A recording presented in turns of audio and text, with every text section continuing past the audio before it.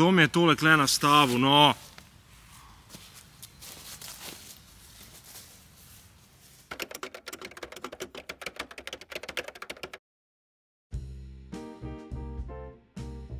A veste, družba, kaj ljudje v resnici zares iščemo? Pa če se tega zavedamo ali pa ne.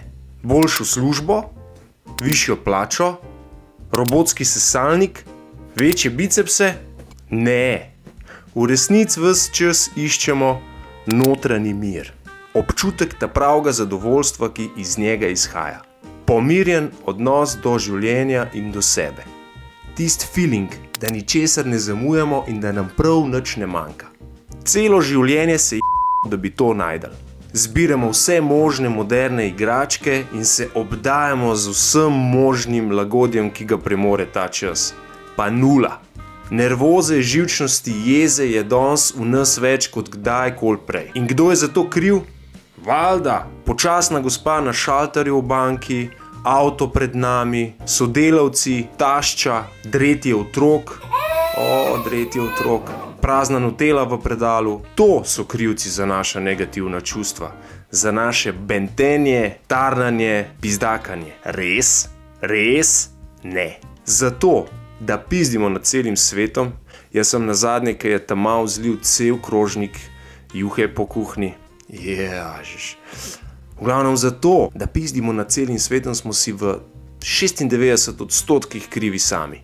In ko se s tem sprijaznemo, ko to sami pri sebi spoznamo, takrat smo tudi pripravljeni, res pripravljeni, da nekaj na tem tudi naredimo. Kar pa ne pomeni, da si nabavimo še eno novo igračko s prodajne police ali pa da se postavimo pred špego in drdramo stavek miren in zadovoljen sem, miren in zadovoljen sem, miren in zadovoljen sem, miren in smo dojeli poanto, ne?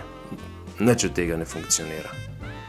Pomiriti, sprostiti, ukrepiti moramo Sveto Trojico, svoje telo, svoj svojo dušo, svojega duha. Vse tri. To je to in to na svoj način razlaga vsa literatura za samopomoč. Šele ko bo omenjena trojica dobila našo pravo pozornost, se bomo umirili in postali globoko zadovoljni, ne glede na morebitno krutost zunanjih okoliščin. In tako naštelani bomo svetu tudi v največjo korist in uslugo. Vse načine za dosego tega psihofizičnega stanja že poznamo, ampak kar je bolj pomembno, je pomembno vprašanje, a jih izvajamo in koliko pogosto.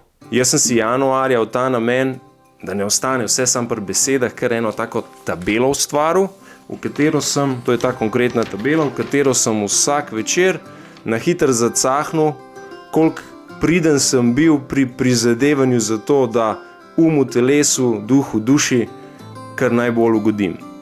Evo, in zdaj pred vsemi vami ugotavljam, da sem v 31 januarskih dneh šel 8-krat laufat, 7 do 10 km, nič posebenega. 11-krat sem naredil vaje za moč, celega telesa, 30 minut cirka. Cel mesec sem se izogibal alkoholu in pa res se trudil, da bi čim bolj lahkotno jedel. Sprav sem se izogibal tudi mesu, bil sem eksperimentalni vegetarijanc. 3-krat se mi je zjutraj ratal celo spraviti v meditacijsko držo, 4-krat sem polomljeno jogiral, skoraj vsak drug dan sem šel na krajši sprehod v naravi, pa ker nisem obiskoval socialnih omrežij, sem imel več časa za branje.